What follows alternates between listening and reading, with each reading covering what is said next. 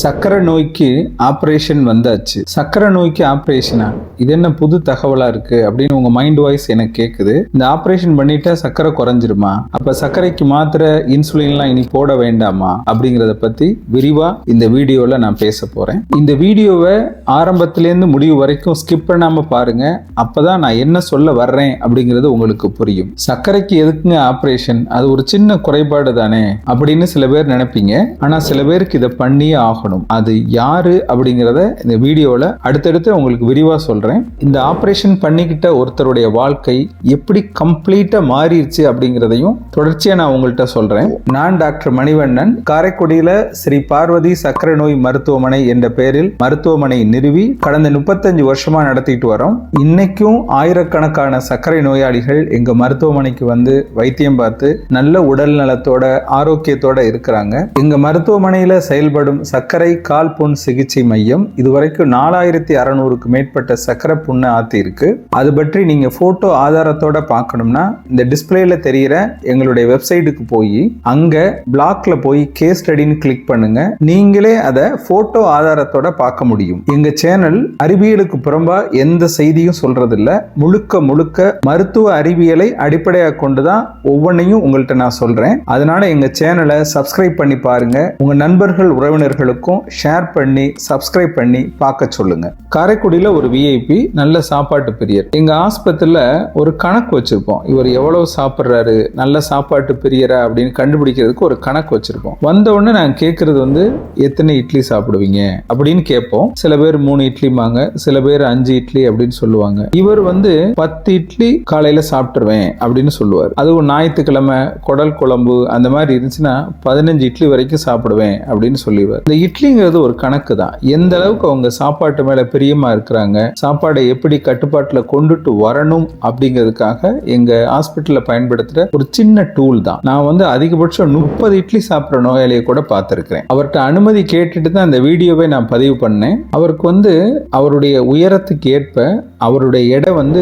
60 kilo தான் இருக்கணும். இப்ப 94 கிலோ இருந்தார். நல்லா சாப்பிட்றதுனால வெயிட் ஏறிக்கிட்டே போகுது. இதனால சர்க்கரையோட அளவும் அதிகமாகிக்கிட்டே போகுது. ஒருத்தர் வந்து என்னுடைய வீடியோல கமெண்ட்ல சொல்லியிருந்தாரு, நாங்க சாப்பாட்டை குறைக்கணும்னா உங்க செட்டிநாடு சமயக்காரங்கிட்ட சொல்லுங்க, கொஞ்சம் ருசி கம்மியா வைக்க சொல்லுங்க அப்படின்னு கமெண்ட் பண்ணியிருந்தாரு. நான் எப்படிங்க எல்லாரையும் கூப்பிட்டு வச்சு சொல்றது, சாப்பாட்டு ருசியை குறைச்சு வைங்கன்னு எப்படி சொல்றது? எங்க செட்டிநாட்டோட உணவு பக்குவம் அப்படி. அதனால நல்லா சாப்பிட்டு வெயிட் அதிகமாயிட்டார். நான் சொன்ன விஐபி அந்த மாதிரி நல்லா சாப்பிட்டு வெயிட் அதிகமாயிட்டாரு. விஐபி இல்ல, எல்லா இடத்துக்கும் கூப்பிடுவாங்கல்ல, இப்போ நிறைய இடங்களுக்கு போவாரு, சாப்பாடும் நல்லா சாப்பிடுவாரு, அதனால வெயிட் அதிகமாயிடுச்சு. உடனே நீங்க வெயிட் குறைக்கிறத பத்தி தான் வீடியோல பேச போறாரு அப்படின்னு ஸ்கிப் பண்ணுவீங்க. இது வெயிட் ஏன் கூடுது, அது கூடாம இருக்கிறதுக்கு நம்ம என்ன செய்யணும் அப்படிங்கறதையும் சேர்த்து பேச போறேன். அதனால வீடியோவை மறுபடியும் சொல்றேன், ஸ்கிப் பண்ணாம பாருங்க. நம்ம வாழ்ற சூழல் தான் அந்த வெயிட் அதிகரிக்கிறதுக்கு காரணம். ஒரு 50 வயசுக்காரங்கிட்ட கேட்டு பாருங்க. முன்னாடி காலங்கள்ல கிராமங்கள்லயும் நகரங்கள்லயும் ஒரு கோழிக்கறி சாப்பிடணும்னா கூட நம்ம வீட்டுக்கு யாரும் விருந்தினர்கள் வந்தா தான் முடியும். அவங்க வந்தா தான் வீட்டுல கோழி அடிப்பாங்க, நம்ம குழம்பு வைப்பாங்க. ஆனா இன்னைக்கு பாருங்க, முக்குக்கு பிராய்லர் கடை. நினைச்ச உடனே நீ கறி சாப்பிடணும் நினைச்ச உடனே பிராய்லரை வாங்கிட்டு வந்து உடனே சாப்பிட்டுருவோம். பிராய்லரை நம்ம மக்கள் கறியாவே மதிக்கிறது இல்ல. ஒரு சில பேர் அதை வெஜிடேரியன் உணவாவே மாத்திட்டாங்க. வாரத்துக்கு 2-3 முறை சாப்பிட ஆரம்பிச்சிட்டாங்க. இந்த மாதிரி தேவைக்கு அதிகமான உணவை நம்ம சாப்பிட்றப்ப நம்ம வெயிட் கூடுது. இந்த மாதிரி வெயிட் கூடிட்டா ரத்த கொதிப்புன்னு சொல்ற பிபி, இருதய கோளாறு, சுவாச கோளாறு, பித்தப்பையில கல்லு, கால் மூட்டு வலி, இதை தாண்டி நம்ம வழக்கமா சொல்ற சர்க்கரை நோய். சின்ன வயசு ஆண்களுக்கும் பெண்களுக்கும் குழந்தையின்மை பிரச்சனை, பெண்களுக்கு முக்கியமா பிசிஓடின்னு சொல்லக்கூடிய பாலிசிஸ்டிக் ஓவரியன் டிசீஸ், இது எல்லாமே வெயிட் கூடுறதுனால வருது. இப்ப இந்தியாவில் நகரமயமாக்கல் அதிகமாகிக்கிட்டே போகுது. அது போக எந்திரமயமாக்கல், மேற்கத்திய உணவு முறை, ஃபாஸ்ட் ஃபுட்டு, உடல் உழைப்பே இல்லாதது, இது எல்லாமே வெயிட் அதிகரிக்க காரணமா இருக்கு. என்னுடைய 35 வருட அனுபவத்தை நோய்களின் தாய் அப்படின்ற பேர்ல ஒரு புத்தகம் எழுதியிருக்கிறேன். இதுதான் அந்த புத்தகம்.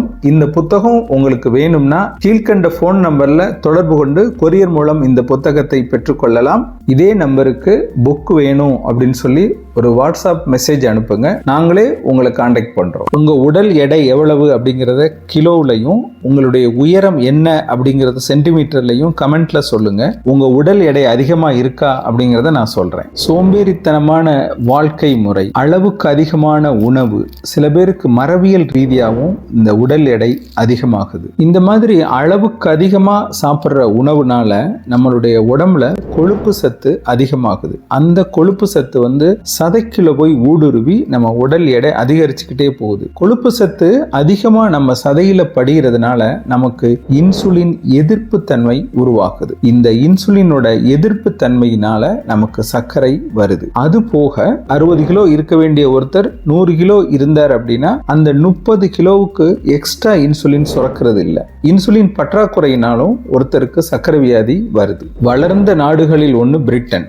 அங்க 2ஆம் வகை சர்க்கரை நோயாளிகள்ல 75% பேர் அதிக எடை கொண்டவர்கள். இப்ப நான் சொன்ன அந்த விஐபிக்கு அதிக எடை இருக்கிறதுனால அவருக்கு இன்சுலின் எதிர்ப்பு தன்மை வந்துருச்சு. கொழுப்பு சத்து உடம்பெல்லாம் படிய ஆரம்பிச்சிருச்சு. அதனால சர்க்கரை மாத்திரை சாப்பிட்டு அவருக்கு சர்க்கரை கட்டுப்பாட்டிலே வரல. அதுக்கு முன்னாடி நாங்க இன்சுலின் கொடுக்க ஆரம்பிச்சோம். இன்சுலின் கொடுத்துமே அவருடைய சர்க்கரை கட்டுப்பாட்டுல வரல. அப்ப அவர்கிட்ட நாங்க அதை புரிய வச்சோம். ஏன் சர்க்கரை கட்டுப்பாட்டுல வரல அப்படின்னு அவர் கேட்கிறப்ப அவருக்கு அந்த விளக்கத்தை சொல்லி புரிய வச்சோம். அதுக்கடுத்து விலை உயர்ந்த இன்சுலின் கொடுக்க ஆரம்பிச்சோம். கொடுத்தாலுமே அவருக்கு சர்க்கரை குறையல. அவருடைய சர்க்கரையோட அளவு, அதாவது HbA1c நார்மல் 7, இவருக்கு 10 அல்லது 11 தான் எப்பவும் இருந்துகிட்டே இருந்தது. இந்த நிலையில அவருக்கு என்ன சிகிச்சை கொடுத்தோம், முடிவு என்னாச்சு அப்படிங்கிறத சொல்றேன். முதல் சிகிச்சை அவருக்கு உணவு கட்டுப்பாடு. உணவு கட்டுப்பாட்டுல அவருடைய உடல் எடைக்கு ஏத்தாப்புல எவ்வளவு உணவு சாப்பிடலாம்,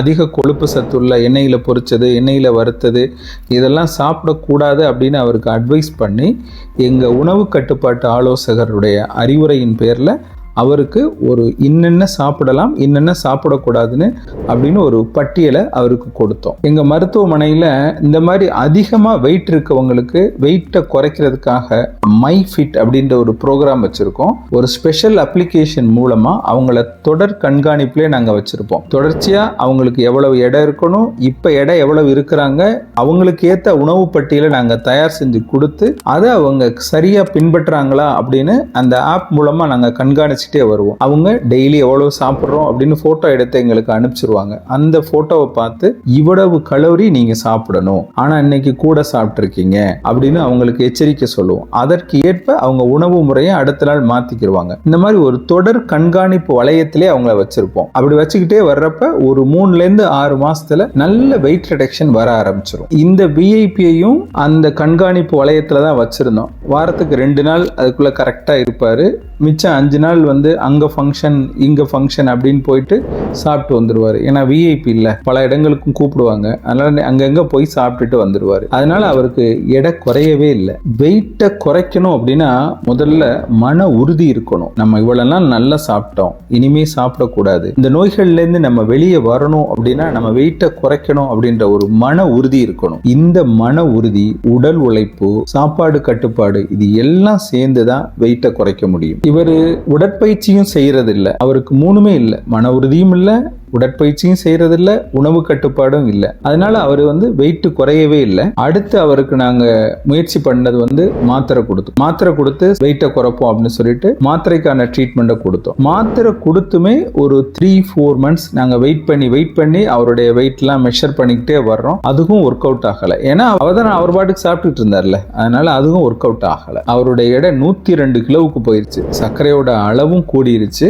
சர்க்கரைனால வரக்கூடிய சில பிரச்சனைகள், கால் எரிச்சல், கால் மதமதப்போ இதெல்லாம் வர ஆரம்பிச்சிருச்சு. இனி வேற வழியே இல்லை அப்படின்ற நிலையில நாங்க எடுத்த பிரம்மாஸ்திரம் சர்ஜரி. சர்ஜரினா எடை குறைப்பு சர்ஜரி. இதுல 2 வகை இருக்கு. RYGP, VPG அப்படின்னு சொல்லி 2 வகையான சர்ஜரி இருக்கு. இது முழுக்க லேப்ராஸ்கோப் மூலமா இந்த அறுவை சிகிச்சை செய்யப்படுது. முன்னாடி காலங்கள்ல இந்த ஆபரேஷனை பார்த்து நிறைய பேர் பயப்படுவாங்க. இப்ப ரொம்ப சிம்பிளா லேப்ராஸ்கோப் முறையில எங்க ஹாஸ்பிட்டல்ல கேஸ்ட்ரோஎன்ட்ராலஜிஸ்ட் இந்த சர்ஜரியை அழகா பண்ணிடுவாங்க. வயிற்றுல ஒரு சின்ன ஹோல் பண்ணி ஒரு சின்ன இன்ஸ்ட்ருமெண்ட்ஸை உள்ள சொருகி வயிற்றுல இருக்கிற கொழுப்பு படிவத்தை எல்லாம் வெளியே எடுத்துட்டு இரைப்பையோட கெப்பாசிட்டியை குறைச்சிருவாங்க. நம்ம இரைப்பை 1 to 1.5 லிட்டர் கெப்பாசிட்டி இருக்கிற மாதிரி இருக்கும். இந்த மாதிரி நல்லா சாப்பிட்ற விஐபிக்கு அது 4 லிட்டர் கெப்பாசிட்டி வரைக்கும் போகும். நிறைய சாப்பிட்றப்ப அதுக்கு ஏற்ப அது விரிவடைஞ்சுக்கிட்டே போகும். அப்புறம் அதோட கெப்பாசிட்டி 4 லிட்டர் தான் அப்படின்ற மாதிரி கண்டினியூ ஆகும். இந்த